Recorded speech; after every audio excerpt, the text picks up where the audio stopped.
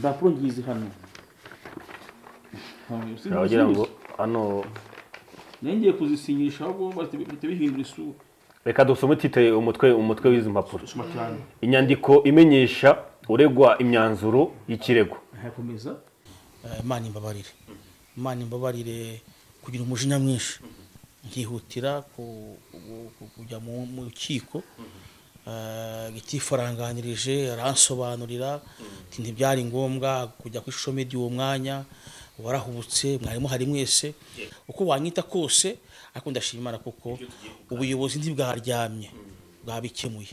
Umugore utazi Imana cyangwa se utarigeze yiha Imana zinambara ashana no kuba atanazizi wenda ari no mu mahoro.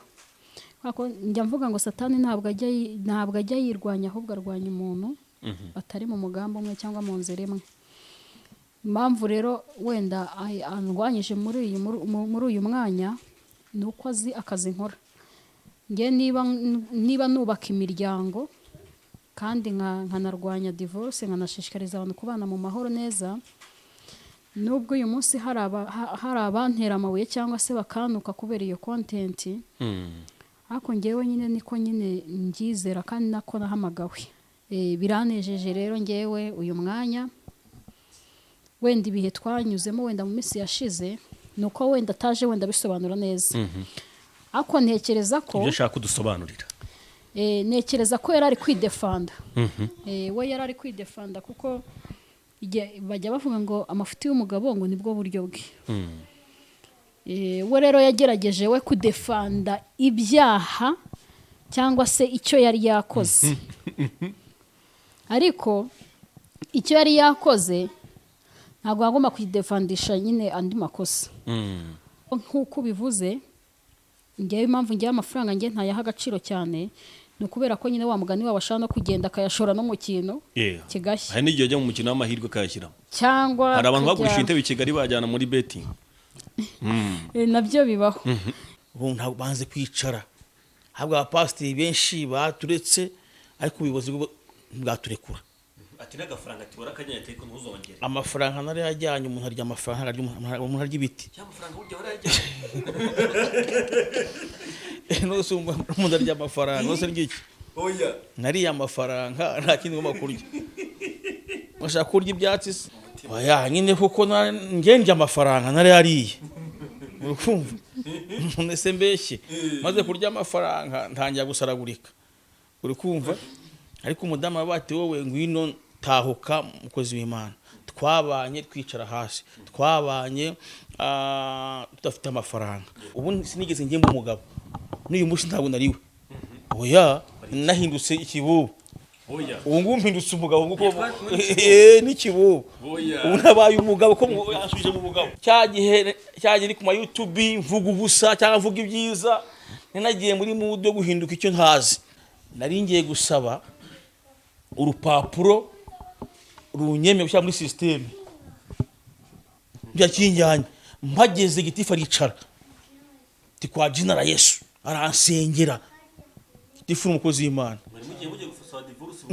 aransengera ukana imyuka mibi yarayisabyeho nayisabye nirukana imyuka urupapuro ruvuga ngo yari yagiye gusaba raporo iyo makimbirane nari ibikoroto by'umugore urumva wabonaga ndi kwigira kuri narabiriye nandi ukwe dossier oya bateka nigire gutya none amafaranga ntibayambaze ugomba gusaba imbabazi badukurikiye kandi babazi bazakiriye brazi hawe byose yo byamfashe nsanga kandi nirikwaje ngo ndikwidefanda ibikoto byanye narabihekenye cyangwa urabimaze uragarutse nabimaze nagarutse nyine basi kibihanye nabimaze nge mbeshye nabiriye byose Imana imbabarire bivuga kiri kare bataza kure oya naye mubwiye no mvuye no mpagaye mbyemeye Claude simbyemera nuko umva amategeko bayansomeye nsanga agiye kumfata gutuma umugore utwita 15 n'amezi angahe 3 gutwara umutungo w'urugo kandi wari umaze hafi amezi angahe urukumva mbo gutwara umutungo w'urugo izi views zarikora ni nka bavuze ngo prank arya inde bavuze ngo prank juste jya gacurabwenge ujye muri systeme urebe ikirego kimazemo iminsi 5 nimba atari 6 ubaze kare yabivuze kiri muri systeme. Erega ntabwo rega biri kure hano muri telefone twabigira mukabiscreeninga na screenshot mukabishyiraho na nimero ze yitwa Alex Kanyamibwa atuye muri Amerika na nimero ye hariya turi buyitange kuko yanateye ubwoba wenda n'igihugu wenda hagize n'ikibazo kiba wenda uwo muntu wenda bazamugire na nimero ze zirahari uko yambwiye ko ngo ko yafashe n'ifoto yanjye yafashe ifoto yanjye ayandikamo ripu ashyiramo ripu arangije aravuga ngo nzahuhana n'inzu ngo ninda ntwite Amaraso ya Yesu fire arangije aravuga ngo ninjye narahamagawe n'umutambi. Ubwo rero ikintu twapfuye video call agende bibwire nyina kuvugana kuri video call ngo nyine ngo dusambane video call yego urumva ubwa mbere mbere na mbere aho ngaho nabanza nkamubwira ngo yihane inde Pastor Mutesi yihane kurya amafaranga oya yihane icyambere agiye kwihana ni iki mw'abantu mwe bagenzi nyuma y'ubu buzima hari ubundi buzima kandi urupfu ntago ruteguza burya bwose ahubwo menya impamvu igihe akora impanuka atapfuye disi Imana yamukundiraga ubugingo nuko yarabitse mama bitangaza mu mutima nukuri njye sinjya mbeshya biriya mbyita nko gukina ku mubyimba cyangwa se kwishimira hejuru y'umurambo w'umuntu wari wabona umuntu wapfuye yamaze gupfa yamara gupfa reka da ukafata inkoni kazajya uhondagura kandi wamunatumva mwandukima bitangaza muramutuka mushyira ama video kore mugira ngo mundebe umutuke neza. Mbaye ikaze kandi ndabifuriza kumererwa neza mwebwe mudukurikiye muri mu bice bitandukanye udukurikiye mu Rwanda n'udukurikiye uri hanze y'u Rwanda wayikaze udukurikiye aho uri wishimye uri museka ndetse ibyo wirimo byose byagenze neza wayikaze wowe wakoze subscribe kuri Rugendo TV ndetse ku Isezerano TV ndetse n'Ikaze TV Rwanda mama bitangaza TV cukumbura kuri TV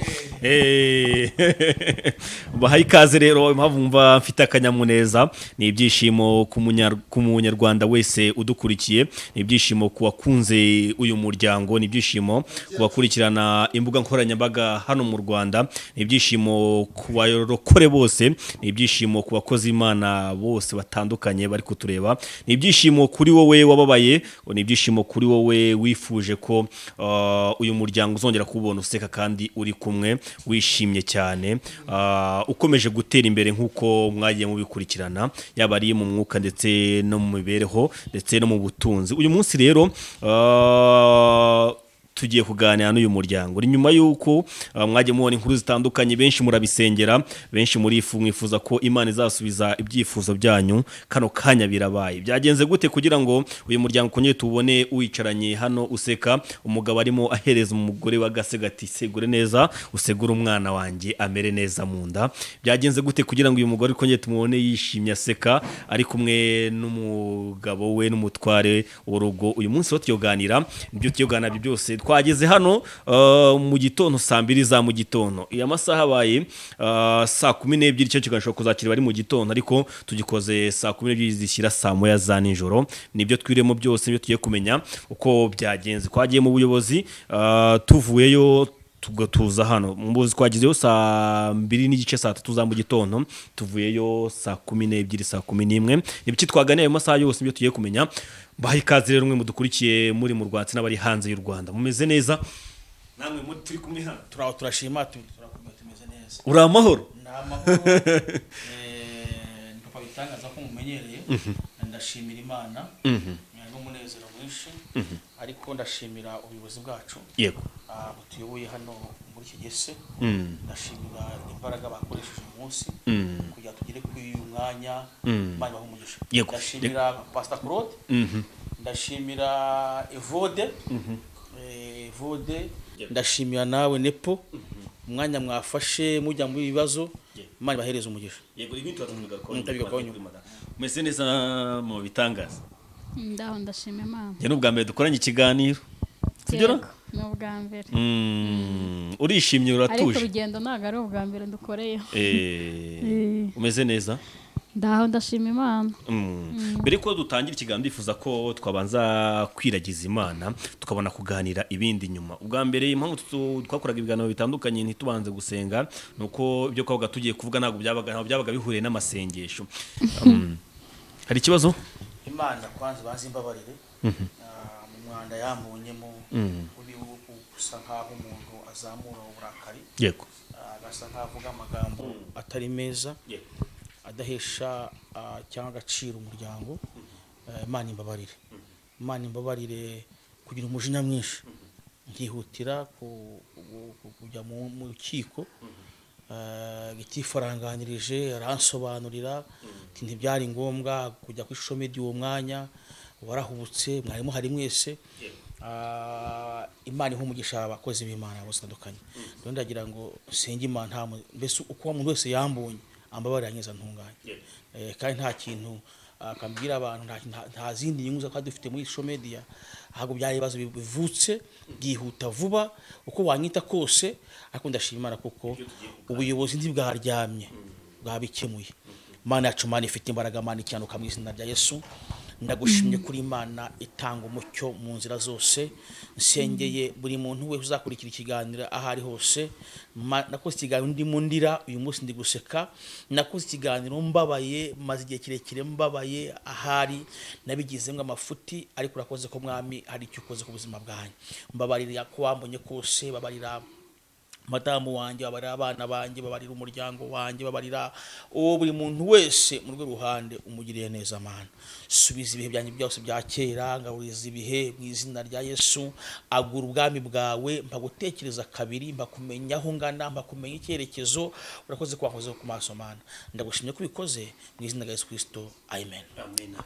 Reka nta kiti tutatuyenza ku masengesho tubitaruka kugira ngo nibibi gushyiraho comment ku masengesho. Yego reka duhere kuri mama bitangaza. Tugiye kuganira umwanya utari muto nabwo utari na muremure cyane kugira ngo ubanze udusobanurire. Mbere na mbere twabonye ikiganiro cy'umutware wawe byinshi bitandukanye turuze kubigarukaho cyane, ariko twabonye ikiganiro avuga ko atakiba hano mu rugo ndetse tuza kubona ikiganiro cyawe cyuko nawe mutakibana.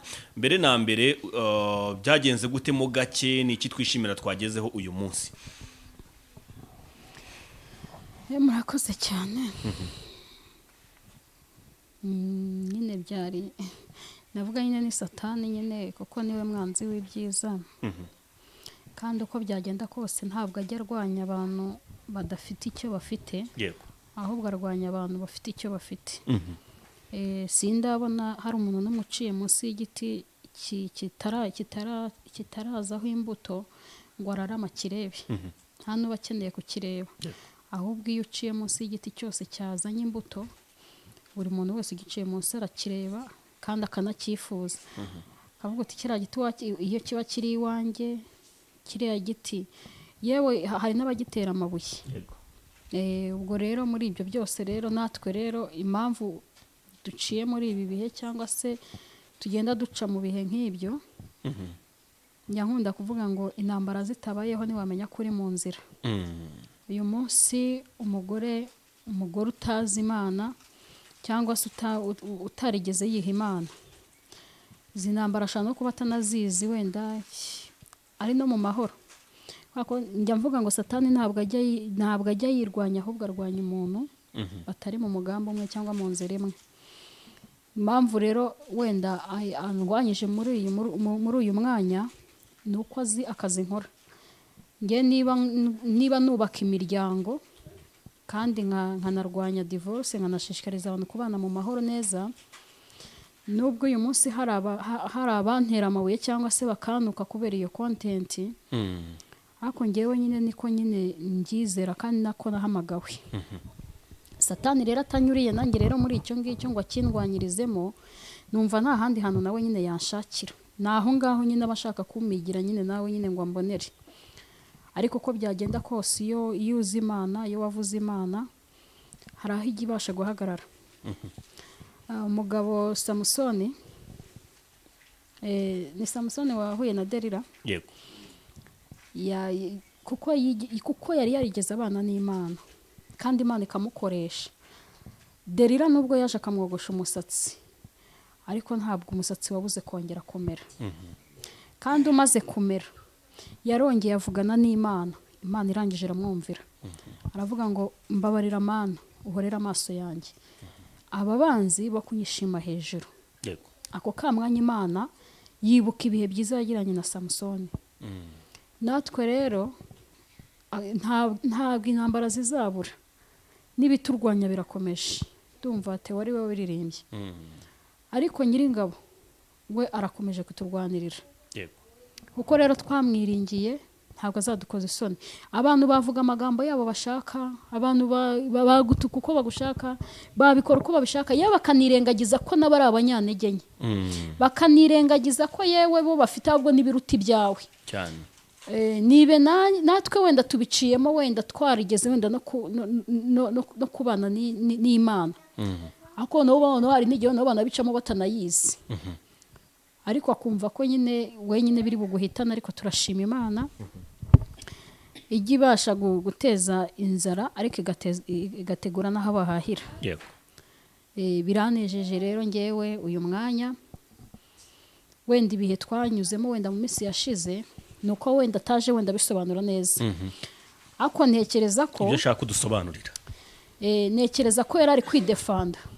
We yari ari kwidefanda kuko bajya bavuga ngo amafuti y'umugabo ngo nibwo buryo bwe.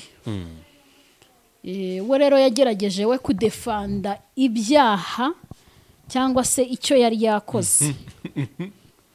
Ariko icyo yari yakoze ntabwo agomba kudefandisha nyine andi makosa.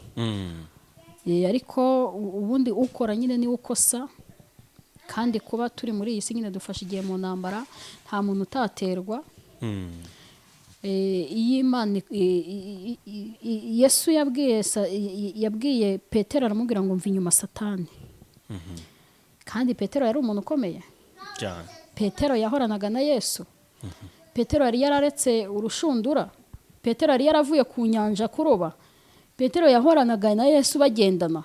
Ariko nawe hari igihe Yesu yamurebye arangije aramubwira uti mva inyuma Satani. Ntabwo nyamara yaramubwiye ko ari we Satani, ahubwo muri Petero yabonaga ahubwo yatangiye guterwa na Satani. Natwe rero nubwo turi ba Petero tugendana na Yesu, tuvuga Yesu, tumuhamya, ariko hari igihe Satani ashobora kuza akakujyamo ugakora ikintu kitakagambiriwe. Kandi yaje kugukoresha noneho we arenzaho nuko yakakoresheje umupagani. Uko abashaka gusiba inzira zose wanyuzemo uvuga Imana uyagaze siribange. Ndashima Imana cyane rero ko wenda bigaruriye wenda hafi. Hari abavuga ngo na mapranka, hari abavuga ngo ni ibiki. Nibyo nangiye kubaza. Ati prank bigeze ku musozo. Wahe n'abari kubivuga. Hari n'abari kubivuga, hari n'abari bukomeze kubivuga, ariko reka mbabwire mu myaka yanjye yose nakoreyemo Imana. Ngiye mu buzima bwanjye sinkunda ngiye n'umuntu ubeshya. Icyo ni icya mbere. Icya kabiri, ikintu bita prank buriya mu buzima bwanjye ndacyanga n'umuntu wagikoze. Ngewe uwo muntu ndanabimubwira nkamubwira ko yakoze amakosa, kuko kubeshya isi no kubeshya abantu ni bibi. Ikindi cya gatatu, nta muntu ukinisha umuryango cyangwa urugo. Imyaka 18, uyu munsi hari n'abaza muri comment nyine bagatukana, ariko bagatukana we abizi neza ko yari umazemo imyaka 2. Ukababona se? Nabo nyine babizi. Hari abaza bagatukana yaramaze umwaka umwe mu rugo. Hari abaza bagatukana baramazemo amezi 6. Ariko umuntu wakirigisa imyaka 10, 15, 20 ari mu rugo, niyaje muri comment na comment yanditse ubona disi itandukanye, disi ni y'uwibiri. Kuko we ntago yandika we ari maratukana, ntiyandika yanezerewe, ntiyandika ari maraserebura, ahubwo uhitubana amava mutima ye ukabona yanditse nk'umuntu nyine urambye, nyine umaze igihe, nyine wamaze igihe nawe arwana n'umwanzi. Akavuga uti Imana ibagenderere, yongere ibubake, nanjye wenda byambayeho ariko ntibyagenze neza, nabagira inama ibi n'ibi. Ariko wa muntu w'umwaka cyangwa imyaka 2 niwe uzi ko urugo rworoshye. Urugo ntabwo ruba rworoshye, niyo mpamvu nyine rwitwa nyine urugo kubaka. Harakana kumoje uravuga ngo yari defantaga ni agosa kidefanta bitandukanye nuko yari akwiye kwidefanta. Ni nk'agakigeza gukoresha avuga ngo ati hariya nubwo wisobana ariko urampemukiye si wowe ari kubivuga. Ni byinshi cyane yakoze, ni byinshi cyane yavuze. Kuko bakeneye kumva icyo uri bubivugeho wowe. Ntabwo ndabivuga ibintu byinshi. Buriya umuntu yidefanda buriya akoresha uburyo bwose kugira ngo aboneke nk'umunyakuri. Ariko we yarabizi kuri kwa byarakuze. Yarakuze, umutima wanjye yarawuzi, imico yanjye arayizi. Kuko hari umuntu waje, hari umuntu umwe wigeze kumbwira, ambwira ku bintu bijyanye n'abagabo n'abagore. Arambwira uti buriya abagore buriya bashobora kubaka urugo. Akihangana mu rugo, akemera wenda agapfira abana, wenda akemera wenda agapfira wenda imitungo, akemera akagira ati ariko buriya umugabo ahava akagera wamubereye mubi, ukaza ukamubera inshinzi, ukaza ukamubera mubi, hahandi abibona ko mubereye mubi. Tiburi uriya mugabo uriya ntabwo mushobora kumarana umwaka, niyo mwaba mufite za samutrere, niyo mwaba mufite indege, ahubwo byose ahubwo yabijyamo ahubwo akabitwika. Kuko niko Imana nyine yaremye abagabo, uko abagabo baremanywe icyubahiro. Tumwaka umwe ibintu byose nyine ahita bisenya, kuko ahita atesha agaciro ibintu byose. Ubwo rero nanjye rero aho ngaho mu magambo make wenda aho navuga, ntabwo iyo myaka 18 ntabwo twaba tuyimaranye, wenda naramubereye mubi nkuko we yazaga we abivuga. Ahubwo we yadefandaga we amakosa. Wowe ari kubivuga gute ari wowe? We nyine we yarihuse kuko amakosa yari yakoze nubwo agomba kuyakosoza yandi. Ariko amakosa yo kugenda atakubwiye. Just yagiye atambwiye, kandi icyamushutse nawe arakizi, nanagivuzeho ni ibintu bijyanye n'amafaranga. Ariko amafaranga ntabwo ari bwo buzima. Cyo ni icyambere, ubuzima nuko abantu bahari. Abantu benshi nibi okay so guca mu ijambo ugatse kuri akantu abantu benshi bagarutseho baravuga ngo se umugabo utakihanganira kuba yakoresha amafaranga ko yanakora business igashya igahomba, yanagura n'imodoka yagera mu muhanda akayiparika bakayiba ya mafaranga utazi icyo yajyanyemo, yaguze imodoka avuga bese surprise kuri madamu wanje, wasanga nawe ya mafaranga yarageze nko mu nzira wenda bakayamwiba cyangwa akayataha. Kuki utabitekereje uvuga wenda menya agaciro k'umugabo wanje, ndeke gukurikirana amafaranga cyane, twabyaranye abana 5, n'umugabo tubana imyaka 18, kubera iki wenda mwarebye ku mafaranga cyane? Ahubwo amafaranga ahubwo si ahubwo twarebyeho. Njye ahubwo narebye ahubwo njye ahubwo ku gaciro ahubwo twari tumaranye. Kuko iyo ndeba ku mafaranga uyu munsi none hari ahantu yari kuba arimo arayabarizwa. Uko amafaranga nyine ni amafaranga nyine tu, nta muntu ukinisha amafaranga. Ariko nkuko bivuze, njye impamvu njye amafaranga njye ntayaha agaciro cyane, no kubera ko nyine wa mugani wabashaka no kugenda akayashora no mu kintu kigashya. Hari n'igihe ajya mu mukino w'amahirwe akayashyira, cyangwa hari abantu bagurisha intebe i Kigali bajyana muri betting. Nabyo bibaho.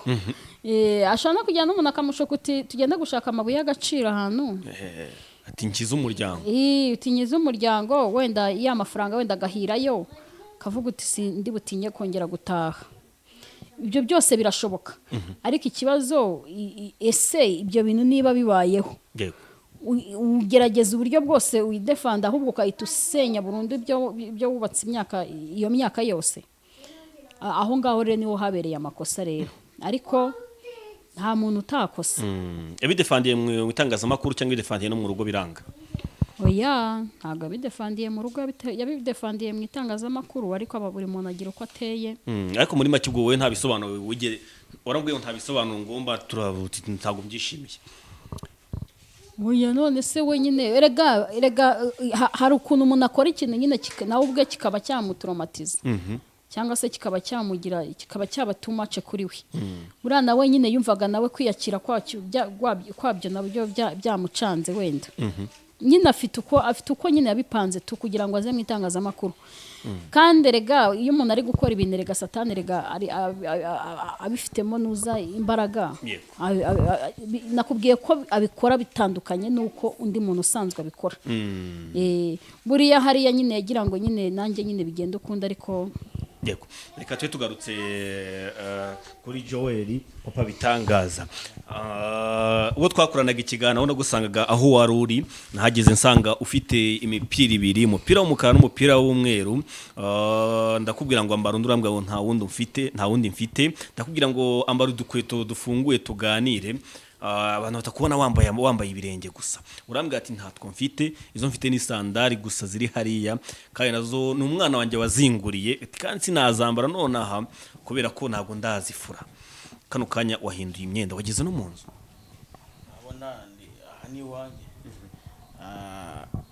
erega nyambwira abantu ngo mujye muvuga satata muzi none haramo bunyi n'uramuturuka abo ni bafite ubuhamya n'abantu benshi baza ngo ngiye satani ngo kwa Jenera Yesu kugira ngo umuntu woroshye nudakoresha imbaraga nyinshi zo kumurwanya wazakurwanya we rero abati urabona ibi bintu bibaye ni ibiki ibingibi ngiye mbwira abantu ngo ikigabo cyafusha nuba funkanje muri iki gihugu nzakwemera oya aho gitifu haguruka akavuga ati nimuze ariko namusaba karimba ponegeze mbona mufite kugira ngo babone ni yewe ibyo umva rero nkusobanurire ngeze uruhare rwanjye reka duhere uko byagenze kugira ngo mujye ku kagari ngewe nagiyeyo ngezeyo tondo tuzindutse ati turicara hari Ivode hari Jean Marie pare wanjye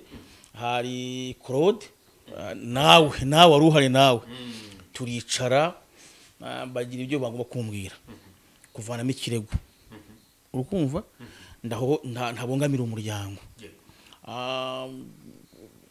kwitwara neza arabona itwaye nabi nyambwira abantu babintegetse n'ibyo babintegetse barabimbwira ati sasa rero ati wagiye vuba tuwarihuse kandi ikindi profete impamvu tugushyire mu imbaraga nuko muri abantu bagaciro mwatoranyijwe mu murimo w'Imana murahamagarwa niyo mpamvu abagabo bahagurutse banze kwicara habwa abapasiteri benshi baturetse ariko ubuyobozi bwaturekura ati n'agafaranga ati warakanyanya ariko ntuzongere amafaranga nari yajyanye umuntu arya amafaranga umuntu arya ibiti cy'amafaranga buryo warajyanye nose umuntu arya amafaranga nose ngiki oya nariya amafaranga nta kindi ngomba kurya bashaka kurya ibyatsi se yabo ati gitifu arakubwira ati amafaranga yaratwaye ntabyo yabo ati watwaye ngo ati bishaka kubyumva umugore wanjye shaka kubyumva cyo shaka kumva umugabo wanjye ahagaze mu nzira y'Imana neza niko madamu amabitangaza yavuze sinshaka kumva ibyo amafaranga atamuhungabanya akoya tumagira agira ikindi kibazo tena akavuga nk'ibitavugwa ntabwo nshaka kureba amafaranga nashaka kubona umugabo wanjye ari umukozi Imana kwicaranye tuvuga Imana oya nyine kuko ngenje amafaranga nari yariye urukumva nese mbeshye maze kurya amafaranga ntangira gusaragurika urukumva ariko umudamu abati wowe ngwino tahuka mukozi w'Imana twabanye twicara hasi twabanye tudafite amafaranga twabanye nashakaga wowe ndashaka amafaranga wikomeza gusera kuri YouTube ugenda urirarira ngo ufitiye impuhwe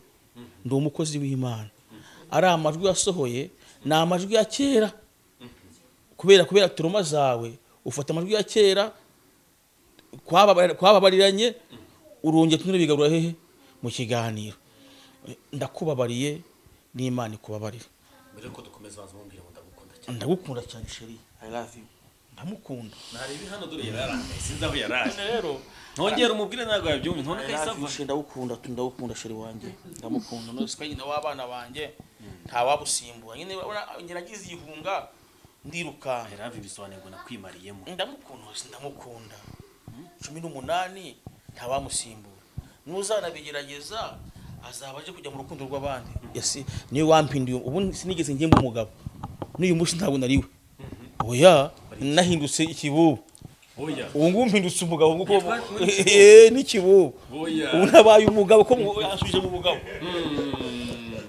urumva byumva cyagihe iri ku ma YouTube mvuga ubusa cyangwa mvuga ibyiza ninagiye muri mudo guhinduka icyo ntazi ariko nongeye kuba umugabo kuko ufite umugabo mpindiye umugabo umugore wabyumvishije ndambwira ati ariko se wowe kamutombokeye ati hoya ngiye cyo nshinzwe no gusenga Imana nirukanye divorce izo mpapuro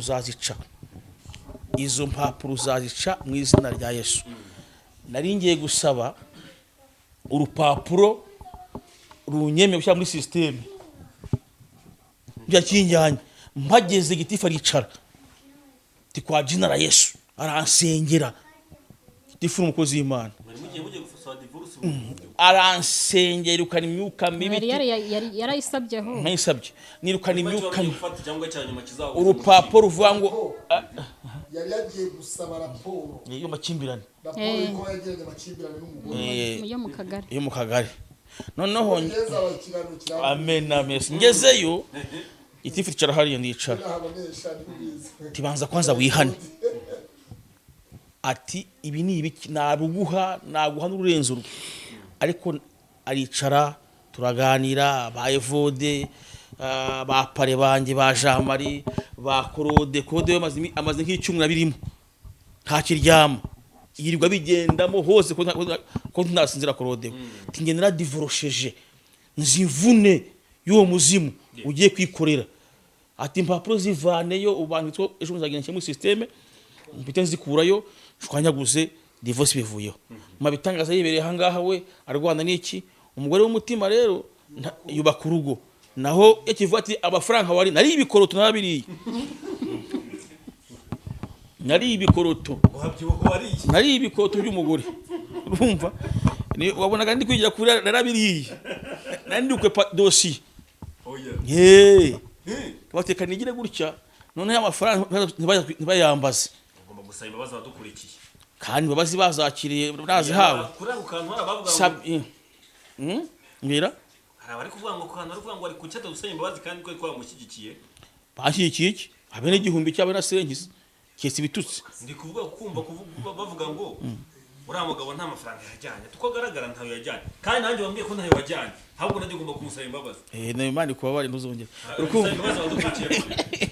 abadukurikiye Imana imbabarire abakunzi b'isezerano abakunzi ba Ikaze TV abakunzi b'urugendo bose n'abakunzi b'amama bitangaza TV nacukumbura ukuri bose bambabarire ibikoto nabikinyereho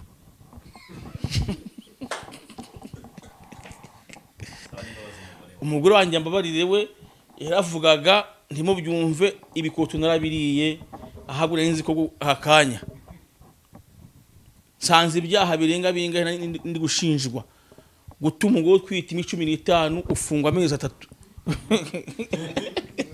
3 nuko umusigaje muki mukaga mbo gutwara amafaranga y'urugo n'umwaka muzima cyangwa kuri 2 gusebya umushusho media gusebya umushusho media kumusebya ni hagati y'imyaka hafi 7 byose rero byamfashe nsanga kandi nirikwaje ngo ndikwidefanda ibikoto byanyu narabihekenye cyangwa urabimaze uragarutse nabimaze nagarutse nyine basi ikibyanyu nabimaze nge mbeshye nabiriye byose Imana imbabarire bivuga kiri kare bataza oya nabi mubwire no mvuye no mvuga imbyemeye Claude simbyemera umugabo bati mugabo wanjye mubaze yishinze neza 3 mugane arakano giye kukarukaho ubwo nagusangaga aho wari uri byabaye ngo ntavuga aho uri kuko bwari uburenganzira bwawe ariko tuganira nawe haje kuza Randirodi wawe aravuga ngo uyu mugabo aba muri iyi nzu buriya nuko atakubwiye nubwo abinyongore ku ruhande atagiramo isafuriya imwe nibaza ko nateka ubugari n'imboga banza wumve wabitekaga ya pama safuriya nge madamu wanjye arambweta taha mu rugo nge sinkwa divorce ahubwo ndi kwibaza impamvu wiyandurije uwo mwanda kode yarahari ni impamvu cyo mwanda wowe wendurije tingwino mu rugo ntengera amazi ya karabe izo dayimoni zakugiyeho zose zigusuhoreho ati guherisa wakoze ikintu ntigeze natunguwe kuva nava mu nda mama sinakigennye nari nzi ko hajya ukiri kubivuga ngo ni ugutwika nawe yari azi ko ari gutwika madamu wanjye agiye kubona impapuro z'iki z'ubutabera zirasohotse gitifu narazibona kuki mwasenyuka nzi amateka yanyu ndayumva nzi ibigwi byanyu kuki twakumva ngo turananiwe ubwacu bayivode nabonye ibiganiro ukora hano nta mpamvu yo mwasenyuka abagabo barahaguruka abagabo barahagarara ejo ndashimira Imana inkoze ku maso ninjye wari wayobye madamu ntabwo yari yayobye mfata amajwi ya kera tugishwe amajwi ya kera ari amajwi yarakira kunda yakira kuyindinda kumva none ndayazana kugira ngo mupingishe uri kumva nyine arya babana mu nzu mfite abana bane ntabwo ari kuri iyi ngiyi kugira ngo mupingishe nyine ahubwo namaze kurya amafaranga yiwe maze kuyaheregeta maze hakundi nabigenza haze mupingisha ko dambwa ati watse ndapingisha niko ndagira mu rugo ko umugore wanjye amfitiye impuhwe n'imbabazi zuko yamwe ndagukunda mugabo wanjye avabundi igicucu ndi cya Claudine yakire avago ndi umugabo wa Claudine avago nta bwenye mfite ntabwo wa Claudine yemeye kumbyara abana bangahe 5 none ngese nawe nubi igicucu nawe gutyo ugatabuka wari inzu y'umujyo wari amafaranga y'umugore nawe uzabutabutse neza cyo kuzaba igicucu kijya muri Zambia igicucu kijya muri Malawi gitoroka wara bari kuko bavati numva ngiye bari kuvuga nanjye nashaka ubwenge ngumvaje nk'umuntu uri kuvuga nyine hari igicucu turi kuba kiguzera hehe hari wavuze ngo hari igicucu ziyambaye igicucu cyambaye amajire biri hano kugenda igicucu gitahuka hehe mu rugo kabati ngwino mugabo wanjye Imana ikubabarire waranyandagaje nta mahirwe narinzi ko mabitangaza yamba corona ari nyazira ntayo nari ko amen ndashimira Imana rero nyine profete wantuka nta kintu bimbwiye kandi umugabo utisubiraho bubyara ububwa ubwo mwazaga bwa mbere mwajyaga ku kagari n'inshuro ya kabiri wari mwari mugiyeyo ku makuru numvaga ndetse ni ya gatatu inshuro ya gatatu muri icyo gihe cyose mwagiye muhura n'abantu batandukanye mu rugendo rwanyu ariko hari gihe uvuye mumaze kuganira habaye ikibazo cy'imodoka biba ngombwa ko ngo uyivamo ngo uriruka ubwari ubwa mbere icyo cy'imodoka noneho naragira kwebe ko byaje nari amafaranga abandi ndirukanga abaje gufata igisambo kiriruka urukumva mbonye bagiye kumfata ko amafaranga abanyarwaye nuko navuze banga ati hagarara sobanura ukuntu ufashe umutungo w'urugo bamujura ndiruka danyerera bakwitaga umujura icyo ntaga ndi umujura madamu nyabivuga madamu oya niko abaturanyi bavugaga ubwo ngo abaturanyi n'inshuti zose bamwe bakubona ku muhanda oya barabivuga n'abana umujura sariba habwo imbona cyagiye kumfata icyaha kigiye kumfata ntoroka amategeko ndiruka nuko wumva amategeko bayansomeye nsanje agiye kumfata guta umugore utwite 15 n'amezi angahe 3 gutwara umutungo w'urugo kandi wari umaze hafa amezi angahe urukumva mbo gutwara umutungo w'urugo ingeke ntabwo ntangeke niyo mpamvu nabone yigendeye ndangije rero urukumva ngiye kumva numva ibyaha bigiye kumfata nasotse mu kagari Depo Karige yavuze yuko ngo Noheli akana Yesu karize nawe arize umwana yego nasubize Karige muri mu rugo rw'Yesu Karegeya nta umva deja n'abantu bafite science babanza kumenya Karege se aho yarahagaze Karegeya uri n'inshuti yawe ni makuru mbizi turabubanye ubu ariko ni kubaza Karegeya nyumva nawe nandi kuriza umwana nawe uhagazaho izi views zarikora ni nka bavuze ngo prank arya nde bavuze ngo prank juste jya gacura bwenge ujye muri systeme urebe ikirego kimazemo imisi 5 nimba 6 ubaze Karegeya bivuze kiri muri systeme nge rero ngishora umva ko nifuzaga ko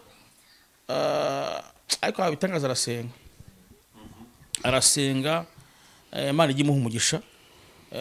Hari ibintu andusha bikeya ariko ntabwo ari byinshi, mu buryo bwo kwihangana, mu buryo kugira ngo arinde ururimi rwiwe. Nawe ngewe rero nikupigia pale. Reka tukongere tugane na madamu ho gato. Reka duhere kumva ko umugabo wawe yagiye mu itangazamakuru akavuga ko zira audio ukazumva, ukimara kuzumva wabyakiriye gute? Birumvikana ntago wenda nakwihagaraho ngo mvuge ngo ntago nazakiriye ngo bimbabaze.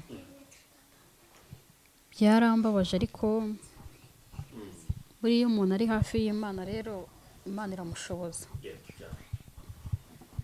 Mpita mbona ko nyine nasabwe ndi mu gihe cyo gukora kwa Satani. Igihe kimwe Yesu yari ari kumwe n'abigishwa be, noneho abasirikare bateguye kuza kumufata, baraza baramufata. Ariko bakihagera Petero afata umwe muri bo amukata ugutwi. Yesu arangije aragufata gusubizaho, arangije aramubwira ngo Petero we, subiza inkota yawe mu rwubati. Iki gihe ntabwo ari cyo kwirwanira, ahubwo turi mu gihe cyo gukora kwa Satani. Nanjye rero nahise mbona ko nanjye ndi mu gihe cyo gukora kwa Satani. Satani ko nyine ndi mu gihe nyine cyo gukora kwe. Iyo ukimara rero, iyo ugize amahirwe rero ukabimenya, kibi nuko waba utabimenye. Ugize amahirwe ukabihishurirwa ibyo ngibyo, inzira nyine uhita uyerekeza mu masengesho. Icyambere biba biri kurwanya icyerekezo cyaho uri kugana. Uko Imana yateguye kuzaba umuntu ukomeye cyane, igucisha mu bintu bikomeye cyane biri too much. Kubera ko ibyo yateguye kuzacamo n'abo uzahura nabo bazaba bakomeye cyane. N'abantu bazaba bafite nyine ibintu nyine biruta uwo wari warabayewe. Ubwo rero itagucishije rero mu bikomeye kugira ngo uzabashe kubana nabo ngabo bakomeye. N'aba bose baba profeti ubona bagiye bakomera cyane. Bano badamu ugenda ukabona mbese bafite amazina aremereye. Winjiye mu buhamya bwabo, ubwo akicara akakubwira akakumenekera, yakubwira uti havira izina rishari yaturutse mu muriro. Tibyihorere, tinaciye mu bintu bikomeye handi ngeraho ngavuga ngo se ni ngewe Imana iranze se cyangwa hako yagira ngo nzagera aha ngaha. Nanjye rero imyaka 3 ishize wari warahuye n'ibibazo by'abantu benshi baguvugaga nabi ku mbuga nkoranyambaga. Nagiye mbona unagenda ubisobanuraho, uvuga ubasubiza ubwira ati ni Imana ni shitani uko akoresha. Sinzi niba ubyibuka neza. Mu myaka 3 ishize 2021 hari haba nyibutsa ubwo wari watumiwe kuri Max TV, bari barimo kukubaza cyane cyane kubyerekeye n'umuryango. Ariko uravuga ngo ubwo Max TV Pizo yakuganizaga yarakwaje ngo isi ushobora kuba watandukana n'umugabo wawe ukaba wamuvuga nabi. Waravuze ngo ugenda ntandukanye n'umugabo wanjye napfa nkava ku isi. Ariko abantu benshi bahita bibaza, nagiye mbona na comment nshyashya zivuga ngo uyu mugore se wavuze ibintu ati byagenze gutya. Niki byabateye? Urumva icyo navuze n'ubundi ereganye nkunda kubwira abantu ngo stage uhora uhagararaho buri gihe ni nayo izika kurwanya cyangwa ikagushyigikira. Igihe cyose nubana n'umunyamagambo uzashiduka nawe wabaye umunyamagambo, nubana n'umunyeshyari nawe uzaba umunyamashyari. Kandi nukunda kugira neza nawe aho ugeze nawe uzajya uhura n'abakugirira neza. Ngewe rero impamvu rero iryo jambo narivuze ngo napfa ni uburyo nyine nanga nyine ibintu byo gutandukana. Ikindi noneho iyo stage nyine magararaho nyine buri gihe nyine ndwanya icyo kintu, nta nigaruka nyine kaza nyine kwiyubaka nyine nkashiduka nyine hari ibintu nyine byubatse nyine mu gihe nyine byari bisenyutse. Kuko abantu benshi cyane barabikubwira uti iyo ibintu byageze mu rukiko biba byageze mu rukiko. Umugabo amaramaje aba yamaramaje, hako kubera iyo stage nyine moraho nubwo satani nyine ayindwanyirizaho ariko iragaruka nyine ikaza ikiyubaka tu. Erega nimugakinisha ibintu, ntabwo twebwe dukorera umuntu n'umwe, ahubwo dukorera Imana, kandi izi ukuri kwacu, izi n'uburyo tuyikoreramo. Imana irakuza ahantu hose uri, mu rugo rwawe, mu buzima bwawe, mu kazi kawe, irakuzi hataragira undi muntu ukumenya, kuko abantu bo batuzi ibintu atandukanye cyane kuruta uko Imana ituzi. Ubwo rero ibyo ngibyo rero wenda impamvu wenda abantu benshi wenda banutse mw'isi muri rusange hari ikibazo cy'imiryango n'ingo, kandi abantu benshi bafite ibikomere by'ingo. Abantu benshi bari mu ngo rero batazirimo, avuga uti ngize amahirwe nkabona honca nahita ngenda, nkamuca icyuho nahita ngenda.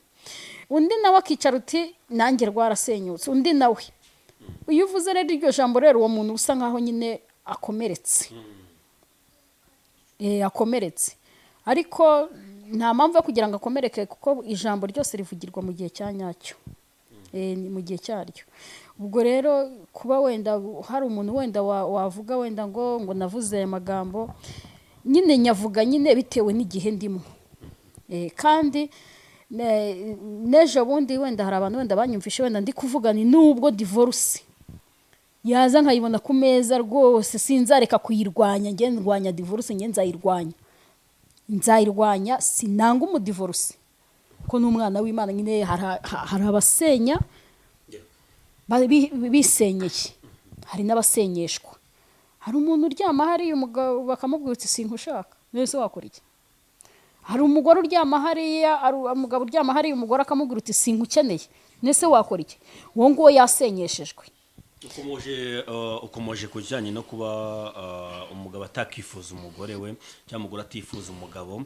Nibuka ibyabaye mbere y'uyu munsi, rimwe na rimwe twari twumva abantu bavuga ngo umugore mwiza umuhabwa n'Imana, ariko icyo gihe abantu bose bandikaga muri comment ngo wa mugore mwiza batwigishaga guhabwa n'Imana niwe utumyurira, niko bavugaga, niko benshi bavugaga. Bamwe bakanavuga ngo buri umwana amenywa na nyina. Tukibaza none iyo wumvishe umugabo wavuga ngo bana nembero iba ngaba ukabyakira,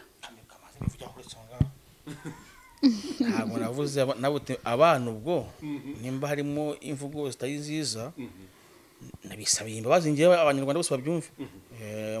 Ngewe ni profete, ngomba kwihana igihe cyose. Urumva naravuze ngo ubwo nimba ndi nyakabwana, ubwo no mu bana nzabanza ndebe bose nimba ari abanjye, ntabwo navuga atari abana banjye. Notebye naravuze ati oya wa mujinya nakubwiraga nyine ko icyo gihe warashidikanyije bitewe n'amagambo. Oya abana abanjye shidikanya, uramenye wese depuis kundu no si yaba ari umuntu mubi wiyandarika nkamugaruka wose.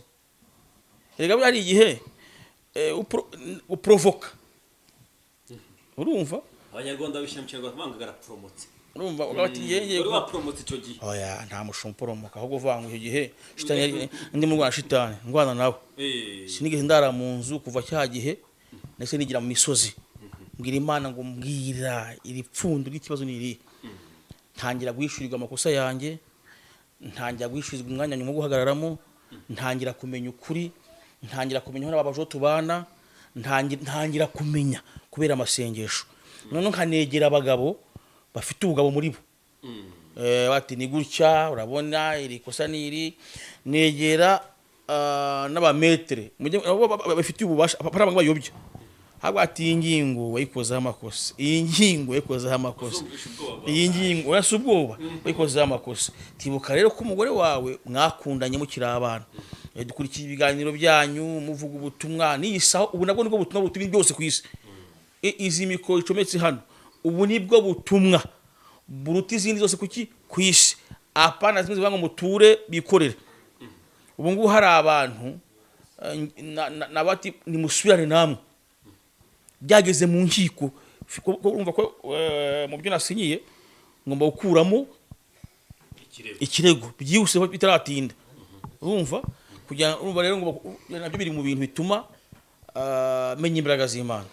Kuko madamu yarishekeye muri abameze wa bene ameze nk'umukecuru wa bene yewe disi we arantwitiye njye ndi mu magambo ndukumva njye nibereye mu isi y'ibibazo nyine ibibazo mpamvu nagiraga numva ukuntu umaze guketa amafaranga y'umugore kandi afite inda ngahita agira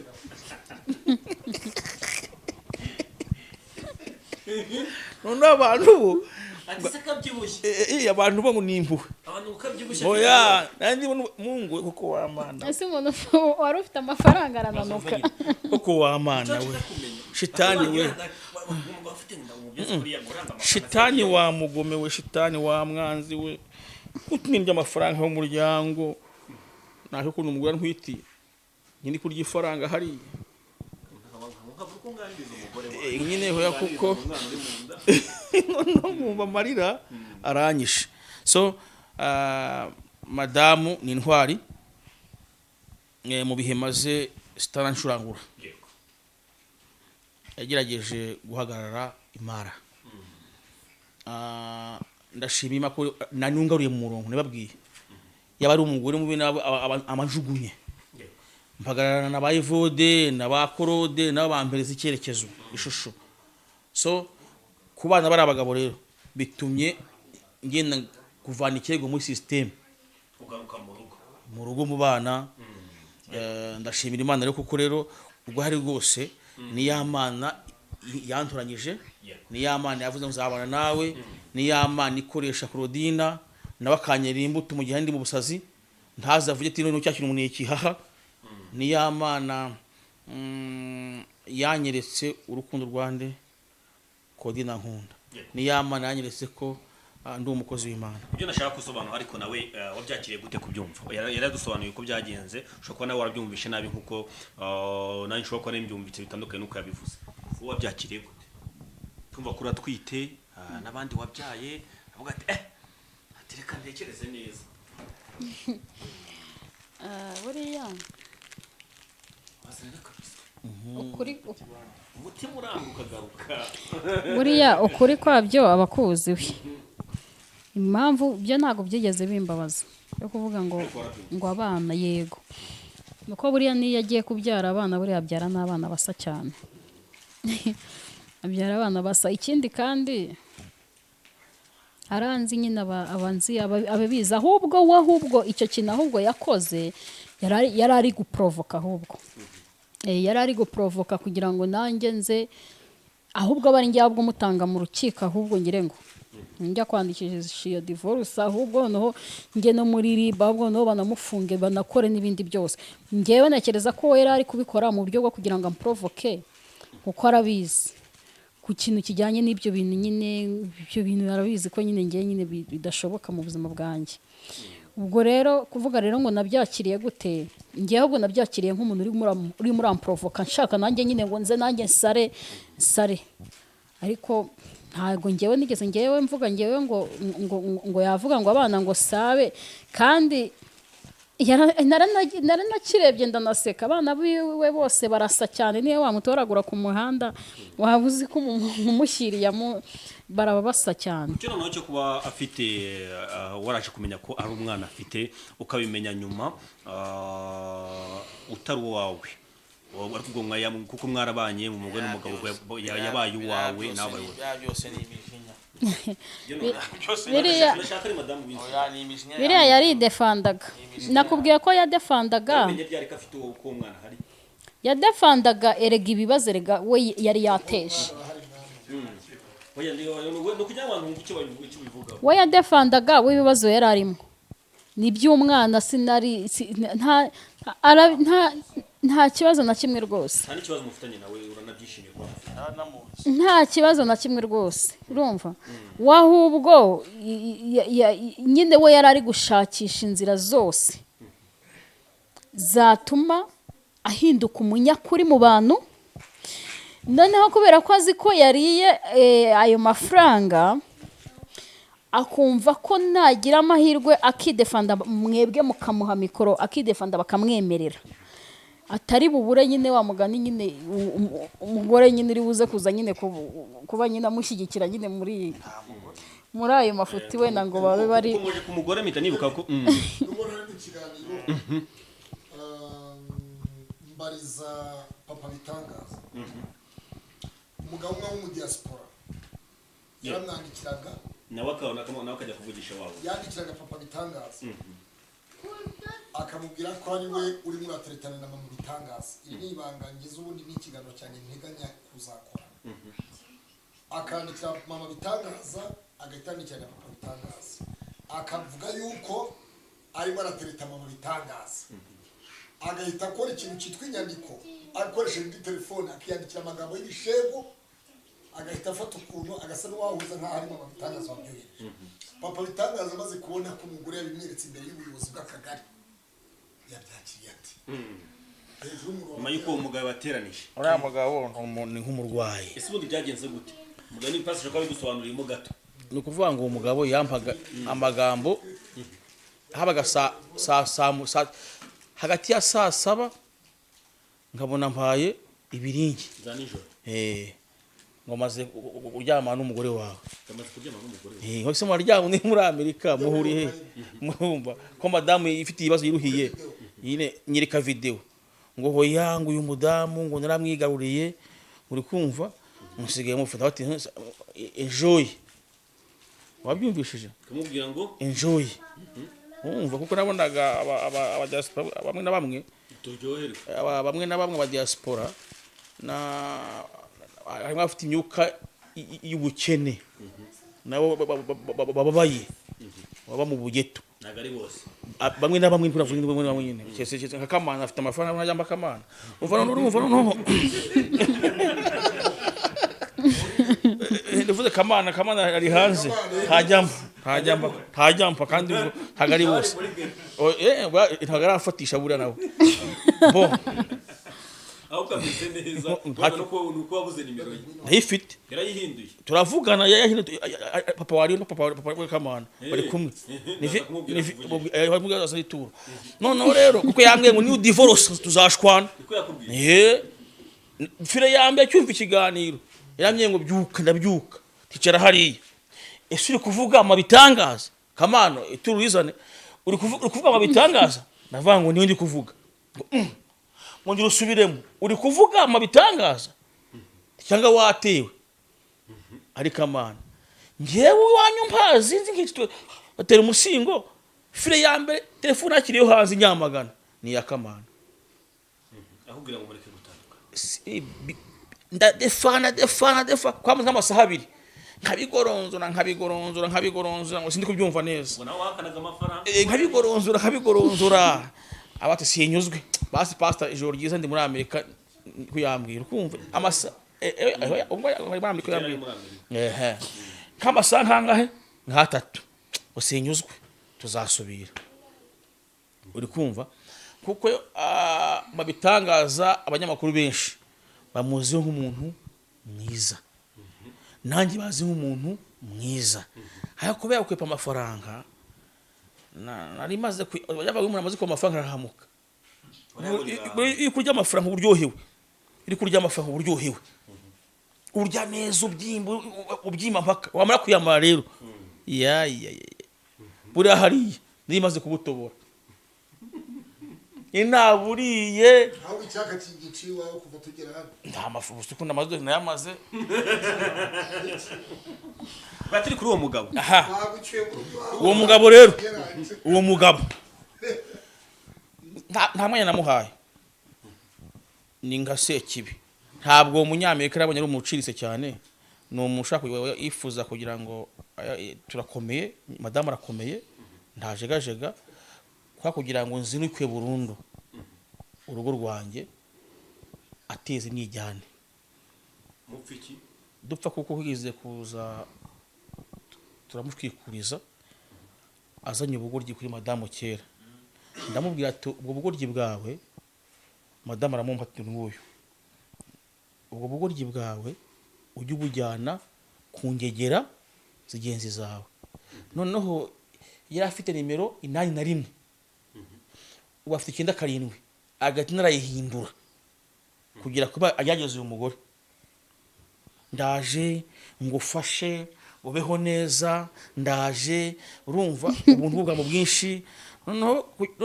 yamushwikuriza urumva mbwa ati satani agahita foromora iki message kuri telefone akampamagara ati prophet muraho ngo Imana imbabarire ngo ibintu mvuye mu iwawe ukumva umwiri joro ko sinigeze ndyama mwandi mvuga n'umugore wawe ngo ibintu mubonyeho ngo nsibye umwuka w'Imana ngo kabisa wihangane waraguye wa mugabo waragowe uri kumva ati umugabo wa umugore wawe mbona rya ntajya senga ndamwe ati singe ibingi biri kumfasha iki ibingi biri kumfasha iki ngahita mwati ndarushya niryamire aho gasanga n'umuntu ushaka kugunganisha imiryango biturutse kuri ibyo ngibyo se kuri icyo gihe ushatse kumugerageza bikanga namwitukiye ndakuvumye nisanda muvumye nisanda maze ubu nta cyaha mfite ndero imizinga yose ivuyeho Imana nani Mukayimana yangarutseho ubu ngubu yangarutseho ubu abantu bitonda ubundi muri puzo muri puko kugira ngo wenda tubimenye kugira ngo wenda nanjye mbimenye ko yaje mbere niwe wabyisobanuriye nyine amaze nyine kuzeyuka niwe wabyisobanuriye nyine aravuga nyine ngo na mbere ngo mwaramvumye ngo we n'umugabo wawe noneho we ngo ndangije ngo njya kubarogesha ngo njya kubarogesha mwese ngo kugira ngo muzatandukane erega ntabwo rega biri kure hano muri telefone twabigira mukabiscreeninga na screenshot mukabishyiraho na nimero ze yitwa Alex Kanyamibwa atuye muri Amerika na nimero ye hariya turi buyitange kuko yanateye ubwoba wenda n'igihugu wenda hagize n'ikibazo kiba wenda umuntu wenda bazamugire na nimero ze zirahari uko yambwiye ko ngo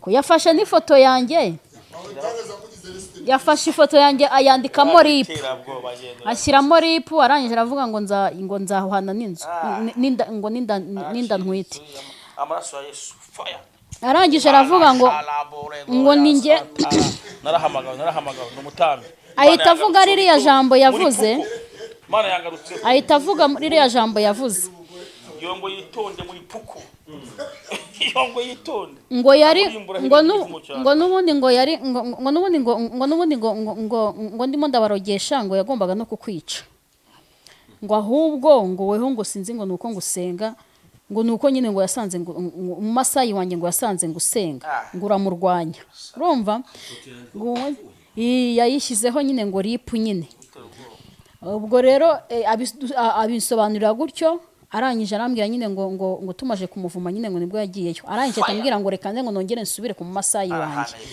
ngo ibingibi yakoze ngo mukaba muri kuzerera noneho ngo agiye ngo gukora ngo agiye kubakorera ibindi rero ngo noneho ngo ugomba guhana n'iyo nda ngo uri kubyara urumva ubwo rero ikintu twapfuye video call ngo nyine ngo dusambane video call yego urumva ubwa mbere hari ukuntu nyine batubona tubwiriza njye sinzi n'abantu babibamenyereje zarimbuka ubona abagabo benshi cyane rwose bo hanze bafite iyo midayimoni n'iyo mizimu kenshi niba ari uko benshi baba baratandukanye n'abadamu simbizi akumva uvuga ijambo ry'Imana ntaze ngo umusengere ahubwo akaza avuga ahubwo ngo video ahubwo ndi kubaza abadamu bagenzi banyu nimwe mubamenyereza amavideo n'ibiki video z'ubwambure noneho bafite ingeso kubera ko bazi ko hano mu gihugu harimo ubukene kubona amafaranga ari ibibazo noneho turiya dufaranga twahariye hanze bamba bare kuyita udufaranga kuko umuntu nk'uwo nta mafaranga aba afite kameme nta mafaranga aba afite burya amafaranga umuntu yafite n'umuntu uzimana niyo yaba igiceri cy'ijana burya aba ari amafaranga ariko umuntu uvuye gukorera udufaranga adafite imana turanagara aba ari amafaranga n'udufaranga akifuza kuza kuyobya umuntu wamwumvisha avuga Imana wumvishe avuga ngo afite urugo n'abana afite umugabo warangiza uti mfite amafaranga ayahe mafaranga njye niyo mpamvu njye nyisengeye udufaranga kubera iki ntabwo amafaranga avuye muri ibyo byaha ntabwo yaguteza imbere ntiyakubakira inzu ntiyakugurira imodoka ayo mafaranga ahubwo wagiye no kuyabyaramo n'umwana yapfa.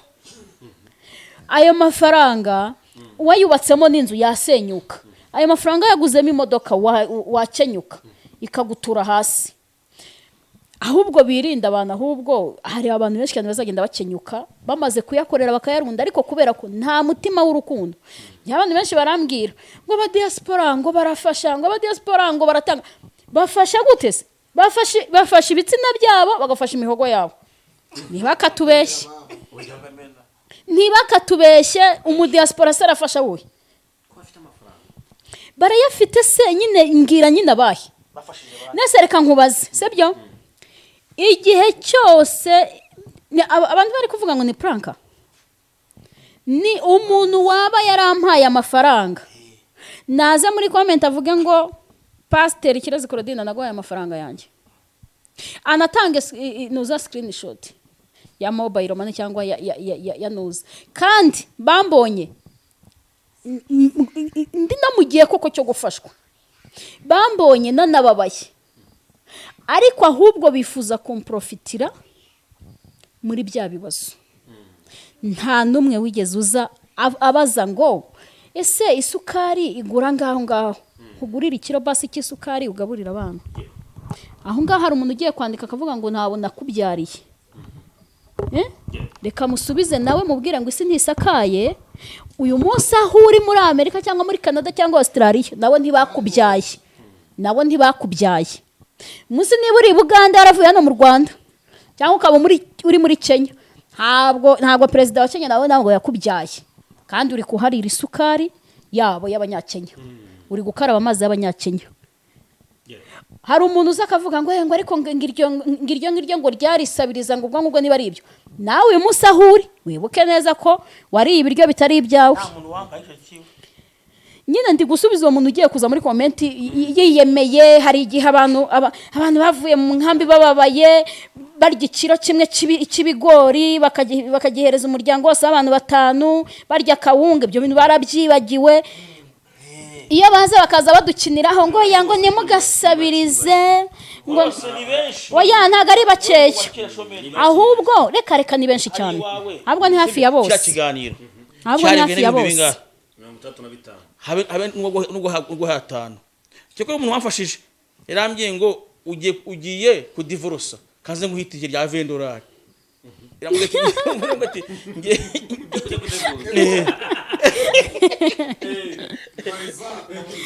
tuba tugira ngo rero abantu bamenye ukuri, ntimukazajya mutubona hano kuri kamera ngo mugira ngo hari ikintu twebwe ngo baduha. Ndagira ngo nkubwire ngo aba bantu abenshi nako ngewe gerero mbifata ko ari benshi, ko ari hafi ya bose, bafasha iki? Navuga ngo bafashe ubwambure bwabo kugira ngo nyine bukomeza nyine bugira ubuzima. Kuko niba umuntu yifuza kuguha amafaranga ariko akagutegeka ngo ujya video call, wiyambura ubusa, uri kubyumva? Niba umuntu yifuza kugaburira abana bawe akagutegeka, ese aho hantu hari mwifasha? Aba bantu ahubwo Imana yo mu ijuru basange batazakenyuka bakarimbuka. Nta fasha ririmo. Pastor Mutesi yakoze ikiganiro afata utuvideo twa kera twaho yavuze ko nta zina afite, Knowless afite izina, wagutse gahanga ukagira gute. Arangije nyuma yaho amusabira ubufasha, asaba abagore 10 bashora ko baca mu gikari bakaza gusura Mama Bitangaza bakamufasha. Ifashanyo barayibonye ntayibonye. Mbere na mbere aho ngaho nabanza nkamubwira ngo yihane. Inde Pastor Mutesi yihane kurya amafaranga yawe. Oya yihane. Icyambere agiye kwihana ni iki? Kinagiye kwihana ni inzika. Cyo ni icyambere. Nta mukozi w'Imana ugira inzika. Ibi bintu byanyu byo kuza mukiyoberanya no kuri social media, mukigira abantu beza, mw'abantu mwe bagenzi, nyuma y'ubu buzima hari ubundi buzima, kandi urupfu ntago ruteguza. Burya bwose ahubwo menya impamvu igihe akora impanuka atapfuye. Disi Imana yamukundiraga ubugingo, nuko yarabitse Mama Bitangaza mu mutima. Nukuri njye sinjya mbeshya. Ndaho ya niyo mpamvu Imana yanze kumucyura. Yagombaga kubanza agategura ubugingo bwe kubera ko yari abitse mama bitangaza mu mutima we. Njyewe ahubwo ni njyewe bwatumye nyine akomeza nyine kugira, kubera ko ubufasha, iyo umuntu ajya gufasha umuntu, na Bibiliya iravuga ngo ibya kera ntibiba bikibukwa, kandi ngo ibyabaye mu byibagirwe mu birenge. Njyewe niba narakoze ikiganiro nagikoze bitewe n'umunyamakuru turi kumwe, dore ko munadukoresha amakosa. Yarambajije ngo kuki mugirira ishyari Pasiteri Mutesi, ndangije ngemeshoninga impamvu nge ntamugirira ishyari, kandi koko birumvikana. Uyu munsi wa none naho wandeba ukantera amabuye cyangwa ukagira uti, urumva? Ariko ibyo nari mvuze, naravuze ngo ese ndamugirira ishyari ni Knowless, kuko Knowless zinafite muri iki gihugu, wenda uri nk'umuhanzi ukizamuka, ushaka kuvuga uti shandaje mugirira ishyari, nindangiza nubake iriya etage yubatse, nubake yubatse, nanjye ngire studio nkiriye umugabo afite, mbese ingende mu modoka nkiriya. Mbese narindi mu buryo bwo kwerekana ko nta mugirira ishyari, ahubwo njyewe ntangaza ubutumwa bwiza bwa Kristo. Nagira umugisha akabwumva azakuramo ibye, kandi sinanabuvugaga mwanzi. Mutesi arabizi ko ntamwanga, arabizi neza ko ntamwanga, ariko njyewe kubera content yanjye ngira content yuko ndwanya. Umva, nubona ushatse ukabona biranze ugashaka bwa kabiri, amahirwe y'ubwo ya kabiri niyo uje gushaka, yego ukabona nayaranze, nukuri nkugiriye inama aho uri hose, banza wicara usenge, umenye ikintu cyishe ibya mbere kikica n'ibya kabiri, kuko n'ibya gatatu nabyo nibigira ntabwo bizakunda, kuko ikintu n'ubundi cyishe ibya mbere n'icya kabiri n'ubundi kiri kugenda ku cya gatatu. Ubwo rero kuba rero yarabanje buriya bu video cya mbere n'inzika, arangije aranabivuga ntiyaripfana, aravuga ngo yarambabaje cyane. Ngaho umva umuntu watangaga rero ibiganiro akajya ku gatute kandi ababaye, kandi umukozi w'Imana ategekwa kubabarira ataranasaba imbabazi, atarasabwa imbabazi, ngo nimubabarire n'abanzi banyu. Iyo rero aba yarambabariye kuko yambonye ko ndi umwanzi we, ntago biriya byose yagombaga kubanza kubizana. Biriya rero kubanza kubizana, yarangiza nyuma kongera agasaba n'ubufasha. Biriya mbyita nko gukina ku mubyimba cyangwa se kwishimira hejuru y'umurambo w'umuntu. Wari wabona umuntu wapfuye yamaze gupfa, yamara gupfa reka da ukafata inkoni kazajya uhondagura, kandi wa muntu atumva. Biriya ndibyo yakoze no gushinyagura. Yakabaye kuba niba koko muri we indani nk'umushumba, yakagombye kuba ahubwo yarayisama amagara, kambwira uti yo Imana yo mu ijuru ikurinde, ihagararane nawe, ibi bihe nabihagazemo ndabizi. Urumva, cyo ni icya mbere yagombaga kuhita nsangiza. Akambwira uti kandi reka nze nkusengera. Nse nasengesho burasenze utambeshye ryari kugera ku Mana, sengesho ririmo inzika. Ntago erega mw'abantu mwe mujye mutandukanya, Imana ntabwo ari umuntu, ibyo bintu ntabwo bibaho. Kunsabira rero ubufasha nabyita nkaho ni ukwishimira ibyabaye, ni celebration. Ni nko gukata gato, buriya yaranayikase. Yes, ago ko Mana buriya yaranayikase pe. Buriya yarayikase, buriya gato we yarabikoze mu maso y'abantu, agaragaza ko bibaye byiza, ariko imbere y'amaso y'Imana namusabira kweza ubugingo bwe kuko nibwo buhenze. Ikibazo cyanjye kiragira kiti, birumvikanaho. Ikibazo cyanjye kiragira kiti, Pastor Mutesi yatandukanye n'umugabo bitewe n'uko umugabo ariwe wasabye divorce, papa bitangaza yari yasabye divorce n'urukirego kiracyari muri sisiteme. yego Waseka Pastor Mutesi gute nawe atarasabye divorce ari umugabo wayisabye ibyamubayeho kandi byari bigiye kubaho. N'iki wabwira aba divorce cyangwa n'iki wabwira abantu batara divorce basengiriye sengesho wasenze bihagaritse umugabo kujya mu rukiko nawe ubwawe ukaba utagiye kuburana divorce.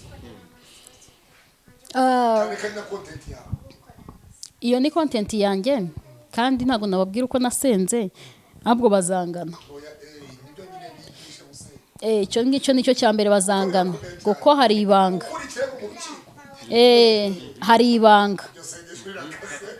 Hari ibanga n'abagore bari hano hanze basamye bameze nk'ibirura b'ibirura ivuga uti shangiza Imana. Noneho hari n'abari bagiye gupiganwa ngo kugira ngo koko bagira ute bishime cyangwa se banyishime hejuru, sibyo? Ariko wenda Pastor Mutesi ntago ngewe nigeze muvuga nabi ko yadivorosheje. Nge ahubwo navugaga ku byo nawe yaje yivugira. Nk'iyo yazaga yivugira ibintu nk'ibiki naravuga guti oya ibi nibi kandi ngewe niko nyine dusanzwe nyine dukora nyine abakozi b'Imana. Dushobora na Paulo yarabivuze mujye muhugurana. Nge nabaga nimo ndamuhugura, sibyo? Oya ubundi kuvuga ukemerwa ni uburenganzira bwe. Niyo umuntu atakwemera urakomeza ukavuga. Na Yesu nge nkunda kubabwira ngo ntabwo naje ngiye gukorera Imana kugira ngo munyemere. Uko ni munyemera ingororano nzaba nazibonye, zaba zarangiye, nzaba nahembwe. Ariko nge ngomba guca mu nzira Yesu yaciyemo. Yesu yarababajwe, aratukwa, aragambanirwa, yewe bamwita umukuru w'abadayimoni. Uyu munsi wa none impamvu nyine nuko kwishushanya ntanagufite ngewe. Ni hano hanze hari abantu bafashe iserega bafite kwishushanya. Baza bakigira beza kandi imbere indani bicika. Ariko impamvu uyu munsi wa none nkomeza cyane tsimbarara cyane ku rugo cyane ndwanya divorce nuko nzi bikomere byayo. Ngiye mpura n'abantu yagiye ikomerekitse. Ubwo rero kumva rero kuvuga rero ngo umugabo yasabye divorce, yego icyo kintu nicyo kintu mbambwira abantu banza wicare usenge usabe n'Imana icyarekezo. Uyibwira uti rero niba ibi bintu byanze ngaho mereza inzira. Ubwo rero niba Imana ibona ko uyibwira uti niba ubona ko nzarimburwa no kuba ntafite urugo mpereza uwo dukwiranye. Ariko kuko umusabye Imana natwe ubwacu nk'abakozi b'Imana ukatwereka koko wabisengeye wa muntu koko aze koko akubera nkuko wabisabye. Niba rero uwo mugabo atazakurimbura isabira ibitunga abana bawe. Iki cyagutandukanya na papa bitangaza muri ubu buzima. Iki cyagutandukanya na papa bitangaza muri ubu buzima. Ni cyumva cyadutandukanya. Ikintu yagukorera ukavuga uti kabisa ndarekuye ya divorce yaki. Urabona ari iki? Oya iyo umuntu avuze ngo ndashaka gutandukana nawe. Icyagutandukanya wowe nawe. Ikintu papa bitangaza yagukorera ukavuga uti kabisa ndarekuye. Ubwo atari byo twifuza. ntabyo ntamukorera yabyiha. Yewe Mana mwebwe rero mamuzi uduce. Nta makuru nyine mama ufite. Nta kintu na kimwe kuko ibintu byinshi cyane mbasa nkaho nagiye mbigeraho. Nagiye mbicamo. Ubwo rero ngewe kwemera muri iki kinyejana nkabyara abana nkatuza mu rugo wakaba ubundi abagore ubundi ngo nibo bagenda.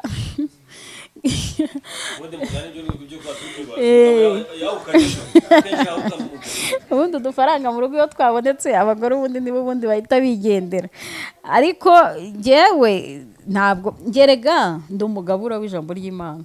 Kandi ikindi ibyo ngabura akenshi biri muri iyo content kandi iyo content ndagira ngo babwire hari abantu bavuze ngo wavuze cyane abadivorce ngo nibo ngo batumye ngo bigenda gutya. Ikindi twamaze kumenya ko hari umuntu wagize ute wakoresheje ngo amarozi. Ariko Imana n'ubundi nta muntu ujya utsinda Imana. Icyo ni icyambere. ikindi cya kabiri ndagira ngo mbabwire ngo ntabwo naje kuvuga kuri divorce kubera ko mba muri paradizo kuko ugiye kuvuga ngo impamvu ngo wahuye ngo n'ibibazo ngo ni uko wavuze uyu muntu sibyo twahita tutondora ibibazo uwo muntu yahuye nabyo tukavuga ngo we yari yavuze ndi sibyo reka wenda mentioning wenda ku muntu wenda murambabara ko abantu benshi bamwibanzeho uyu mumama ngo Pastor Mutesi sibyo wenda sinzi niba wenda mukanya ibyo mvuze wenda mbivuze nawe ariko ngewe mu mutima yanjye kandi noneho nge n'ukuri kw'ijambo ry'Imana nzi ntago ngo ugomba kurakarira mugenzi wawe ngo izuba ririnde rirenga ukimurakariye siritu none hari umukozi w'Imana mugenzi wawe ngewe mbivuze muri iyo sanse yo kuvuga ngo ibyo we yakoze ejo bundi byo kuvuga ngo aranshakira imfashanyo yari nziza ni na nziza yari ikenewe n'uyu munsi ndayikeneye ariko ibyayibanjirije niyo mpamvu n'uyu munsi itaboneka yahaye karibu umugabo wawe mu rugo aravuga ati karibu n'ikaze mu rugo uze nta kibazo ngo uhaye ikaze ubyakiriye ute mu gihe yahaye ikaze kugutangaza yabwiye uze kuza mu rugo tuganire sinzi wenda serious ntabwo aribyo tuhishaje ufite message yiwe urumva irega uyu nguyu yari yamaze kudekararega divorce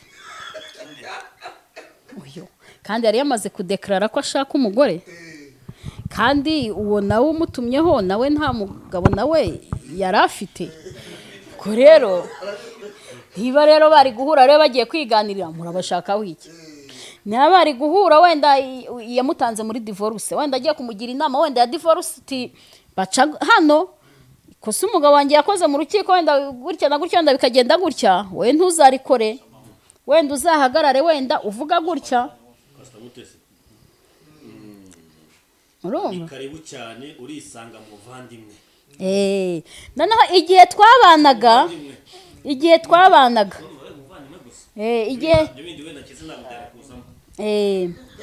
niyo mpamvu nanjye nyine mvuze ni ashobora kuba yashaka kumugira inama ya divorce wenda akamubwira uti muvandimwe divorce iragatsindwa nushaka uyireke byagenze gutya na gutya buriya umuntu tubika inzika ngitangaza divorce Claude nampamagaye mu bantu bagiranye ibibazo mu gihugu hano ninge na Claude rakijijwe ahita ampamagara ati wowe vuhuri uzuye wanjye bane nimaze iminsi mba kwa Claude nkaraba amazi makira Claude arambwira ati rero ntago uzajya mu nzu wenyine utekereza abana ba n'urubyaro rwawe nurangiza usinzire abenshi badivorosheje babanuka none ndi gucyangwe wabyumvishije ntijeka abandi bagenda gahirimbira bakaba nk'abasazi ugasanga benshi mu mazu yabo huzuyemo nk'amayoga ni nk'abasazi so anga ati rero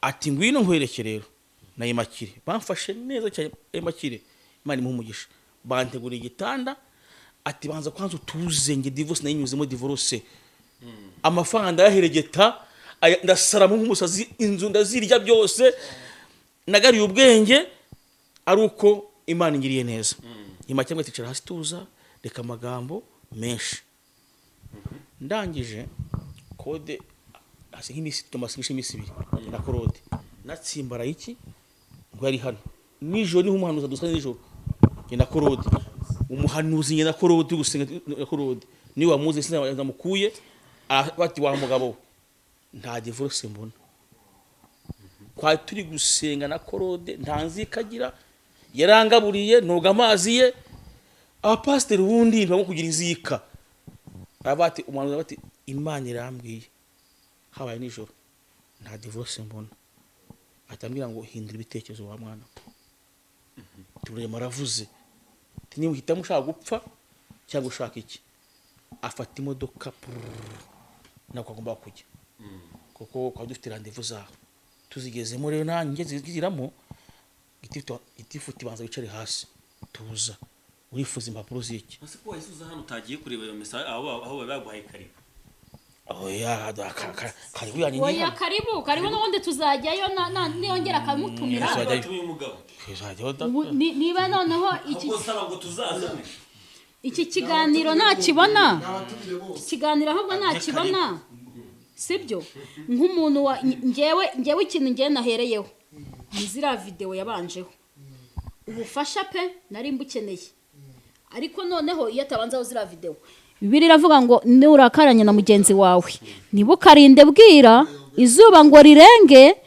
mukigize ute mukirakaranyije kugira ngo ryasengeshe uri busenge ninjoro ntirize kugira inkomyi ko na Paulo yarabivuze aravuga ngo mwirinde icyazana inkomyi mu masengesho yanyu ubufasha bwari bukenewe n'izi saha burakenewe ntabwo buriya bufasha rega ntagarega bwari kuboneka ubufasha burimo nk'aho ari nk'ibintu bimeze nk'imikino ntabwo byari gukunda uyu munsi wa none rero niba uko icyo yarahamagariye papa bitangaza ndatekereza yaragiye kumugira inama utisha divorce ndayizi uko ari mu bantu bajya bavuga divorce yarangiza akavuga uti ngewe yangizeho ingaruka mbi cyane ndayizi akanarira ati ndababaye ati ngewe ntago ngewe na divorceje njyara uko ngiye mbikunda bivuze ngo rero nawe buriya yaramuhamagaye icyambere wenda kugira ngo wenda baganire ibyabo simbizi icya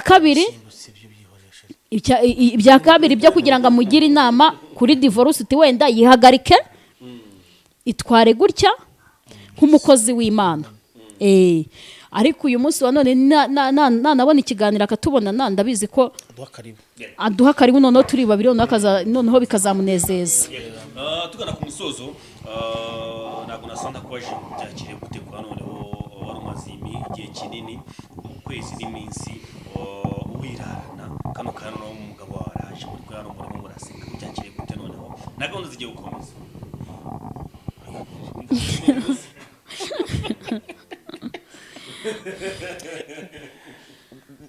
gahunda zacu zihoraho ibyo byishimo nibyo ndi kuvuga bihoraho kandi biri mw'abana ibyishimo bihoraho wowe murabana bari hano ndi kubabaza byakiriye gute kubagarutse mu rugo nicyo ndi gushaka kwibariza gusa ntago nabura kuvuga ko binejeje kuko nta muntu wabona umuryango usenyuka ngo yishime uretse ko nabonye hari abo byashimishije cyane ariko bariya nabo nyine baba barapfuye bahagaze kuko umuryango buriya ni umuryango mu Bufaransa wandukiye umudamu mani mubabaye mwatega mubivuga nzabishyura mwandukiye mabitangaza muramutuka mushyira ama video kore muyango mundebe umutuke neza mani bababarira muramutuka muramwandagaza muramubwira ngo uva inyuma agasiha ntabwo yegasihingiye igasiga mwajya mu telefone buri munsi ngo courage ngo mbi papo turebe byuzuye iburayi ubu ngubyo hatari divorce byose nyereka umetere kwande umetere ubundi abenshi bo byarabanejeje cyane harimo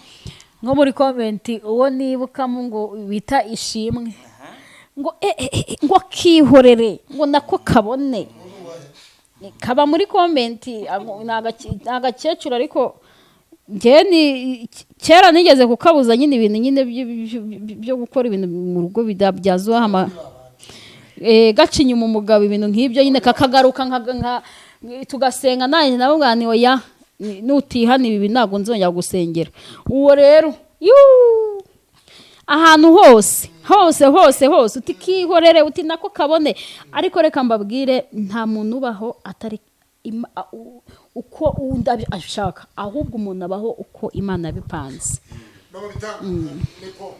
bazi ikibazo cyane Pawulo yaravuze ngo ntimukimane umugabo wima umugore we ibimukwiye n'umugore wima umugabo we ibimukwiye cyane uramugiriye inama nk'umudamu uje muri kontenti yo kubaka ingo zisenyuka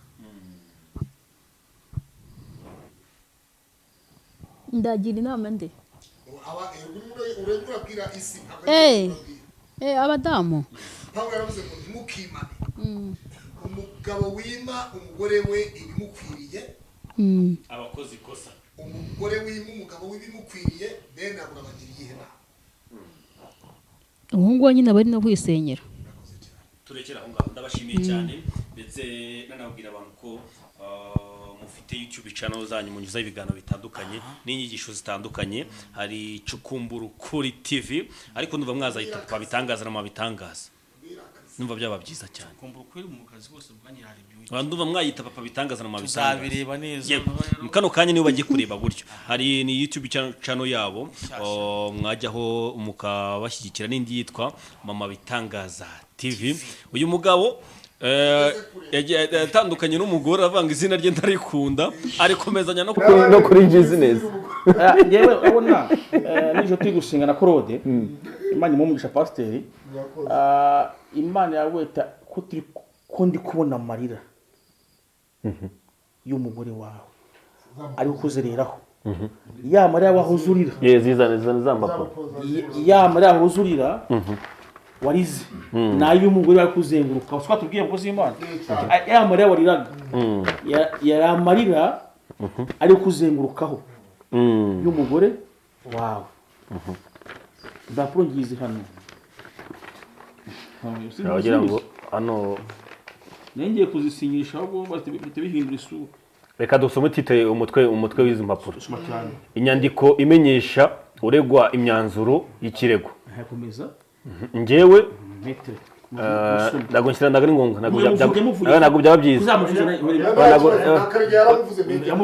aya ni amakosa yakoze ntabwo nasubiramo kuko kano kanya metere uwo mumetere ntabwo akiri mu kazi njyewe runaka gutya umuhesha w'inkiko w'umwuga w'inkiko utari njyewe umuhesha w'inkiko w'umwuga ubwo nyine bitwakiraho nuko n'utari umwuga ko hari umwuga n'utari umwuga urupapuro rukoreshwa na bose utari umwuga byose biba biriho shingiye ku ngingo ya 34 akanyerezo 43 y'itegeko nomero 22 akaronko 2019 byo kuwa iyo myaka barayivuga ariko numvishe ko yurisomye abantu bajyamo bakarisangamo kandi si byiza cyane ubwo reka tugaragaza izi mpapuro nibyo byiza tureke oya ntago naka tubireke byasaba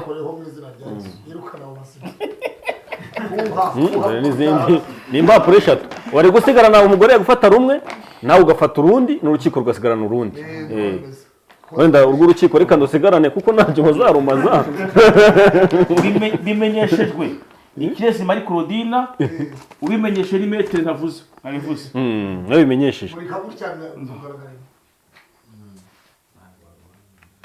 nagari gufata ni kujya rugaragare gusa yego tureka tunasoreze hano bifuza kubavugisha turashyiraho nimero zabo bifuza kuba babashimira ku ntambwe nziza bateye bifuza kuba ababagira inama yindi yabafasha gukomeza kubaka urugo rugakomera nabwo namwe muri karibu rero reka dusoreze hano ndabashimiye cyane murakoze nawe turashimye cyangwa nayo tubwire murayivuga 0788 39 30 82 tubwire niya madamu 0788 46 17